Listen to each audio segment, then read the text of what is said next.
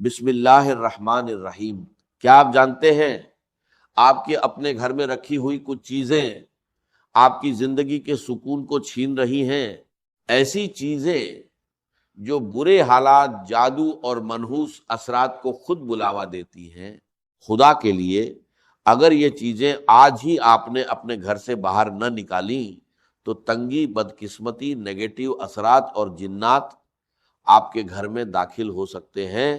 ذرا سوچئے، ہر گھر میں ایک چھوٹی سی چیز ہوتی ہے جو دھیرے دھیرے روز بروز نقصان کر رہی ہوتی ہے، لیکن افسوس ہمیں اس کا احساس تک نہیں ہوتا۔ کیا آپ نے کبھی محسوس کیا ہے کہ کچھ گھروں میں داخل ہوتے ہی دل گھبرانے لگتا ہے؟ ایسا لگتا ہے جیسے ہوا بھاری ہو، جیسے خاموشی میں کوئی انجانا ڈر چھپا ہو۔ سب کچھ ٹھیک ہوتا ہے، گھر صاف ستھرا، نماز، ذکر، درود اور استغفار کی آوازیں، لیکن پھر بھی سکون کہیں گم ہو جاتا ہے۔ نیند ادھوری، دل بے چین، صبح اٹھتے ہی بدن تھکا ہوا، دعا کرنے کے بعد بھی دل کو اطمینان نہیں ملتا۔ گھر کی خوشیاں جیسے آتے آتے مڑ جاتی ہیں اور دل کسی اندیکھے بوجھ کے نیچے دبنے لگتا ہے۔ ہم سوچتے ہیں شاید کسی نے نظر لگا دی، شاید کوئی دشمن ہمارے خلاف کچھ کر رہا ہے، لیکن حقیقت اس سے کہیں زیادہ قریب ہوتی ہے۔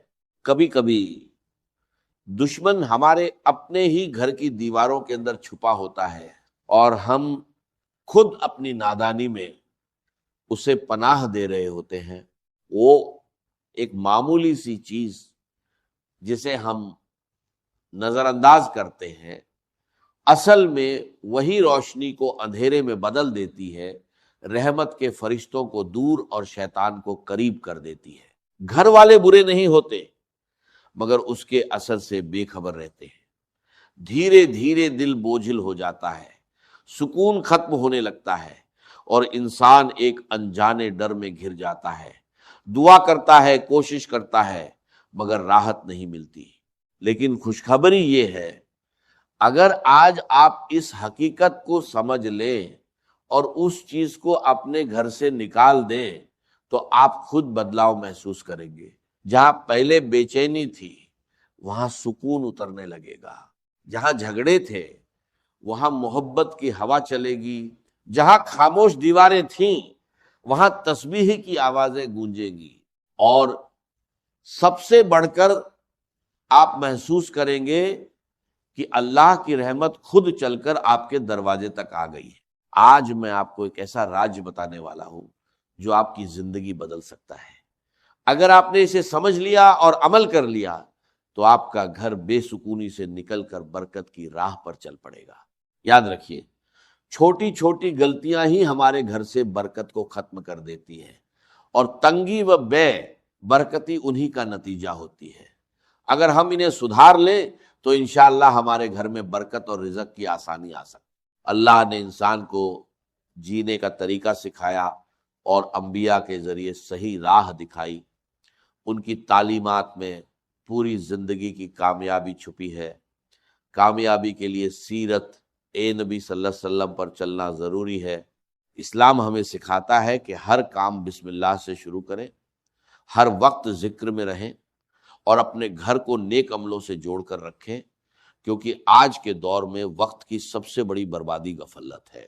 تو استغفر اللہ، اللہ اکبر، الحمدللہ، یا حی یا قیوم جیسے اذکار ہماری زبان پر جاری رہے، اور اپنے بچوں کو بھی اس کی عادت دلوائیں۔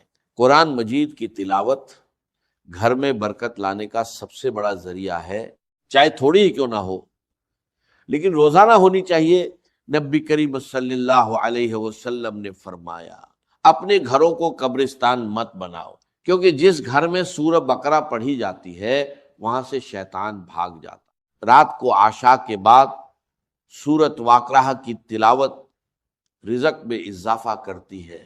صبح سورہ یاسین اور جمعۃ المبارک کو سورہ کہف کی تلاوت، یہ سب برکت اور رحمت کے دروازے کھول دیتی ہے۔ یاد رکھیے، اگر آپ اپنے گھر میں سکون، برکت اور رحمت چاہتے ہیں تو آج ہی ان چھپی ہوئی غلطیوں کو پہچانیے اور اپنے گھر کو اللہ کی رحمت کے لائق بنائیے۔ یقیناً سب سے بہتر راستہ تقویٰ کا راستہ ہے، اور اے اہل عقل مجھ سے ڈرتے رہو، بے شک اللہ تعالیٰ کے نزدیک تم میں سب سے زیادہ عزت والا وہی ہے جو سب سے زیادہ پرہیزگار ہے، اور اللہ تعالیٰ ہر چیز کو جاننے والا، ہر بات سے باخبر ہے۔ اب ذرا سوچئے، گھر میں برکت کیسے آتی ہے؟ کیا صرف مسجد میں عبادت کرنے سے یا صرف محفل میں نیک بننے سے؟ نہیں، اصلی امتحان تو تب ہوتا ہے جب انسان تنہائی میں ہوتا ہے، جب کوئی دیکھنے والا نہیں ہوتا سوائے رب ایک کائنات کے۔ اس وقت بھی اگر انسان اللہ کے خوف اور محبت میں تقوی اختیار کرے تو یہی عمل اس کے گھر میں برکت کا سبب بنتا ہے۔ اپنی بیوی، اپنے بچوں، والدین، بہن بھائیوں کے ساتھ حسن سلوک صرف اللہ کی رضا کے لیے کرنا، یہ وہ عمل ہے جس کا اثر سیدھے گھر کے سکون پر پڑتا ہے۔ اور یاد رکھیے، جب لوگ مل کر کھانا کھاتے ہیں تو اللہ عز و جل اس میں برکت ڈال دیتا ہے۔ سوچئے، جب ایک ہی دسترخوان پر والدہ، والد، میاں، بیوی، بچے اور بہن بھائی سب ساتھ بیٹھ کر بسم اللہ کہے تو اس برکت کا کیا عالم ہوگا۔ لیکن آج ہر شخص الگ الگ کمروں میں کھانا کھاتا ہے۔ یہ عادت صرف دوری نہیں بڑھاتی بلکہ گھر کی برکت بھی کم کر دیتی ہے۔ نبی کریم صلی اللہ علیہ وسلم نے فرمایا کہ اللہ کے نزدیک سب سے پیارا کھانا وہ ہے جس پر زیادہ ہاتھ ہو۔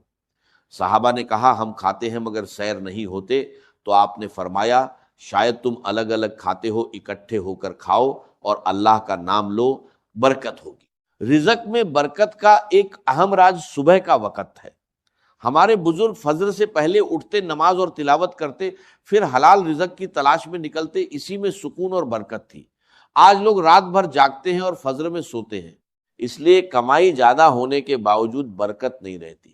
اگر ہم برکت چاہتے ہیں تو عادتیں بدلنی ہوں گی، صبح جلدی اٹھنا، رات کو جلدی سونا اور اللہ پر سچا توکل کرنا ہوگا۔ ایک مزدور تھا جو دن بھر محنت کرتا مگر پھر بھی بے سکون رہتا۔ آخر وہ ایک بزرگ کے پاس گیا۔ بزرگ نے کہا آج کچھ مت خریدنا، صرف مٹھائی لانا، میں اس پر دم کروں گا، پھر گھر جا کر دروازے پر رکھ کر خاموشی سے سننا، تمہارے گھر کی ایک چیز خود تمہاری تنگ دستی اور بے سکونی کا راز بتا دے گی۔ مزدور حیران ہوا مگر مان گیا۔ شام کو جب وہ مٹھائی لے کر گھر پہنچا اور قدم رکھا تو حقیقت سامنے آنے لگی۔ وہ 3 چیزیں سامنے آئیں جو گھر میں تنگ دستی، بے سکونی اور نیگیٹیوٹی کو دعوت دیتی ہیں۔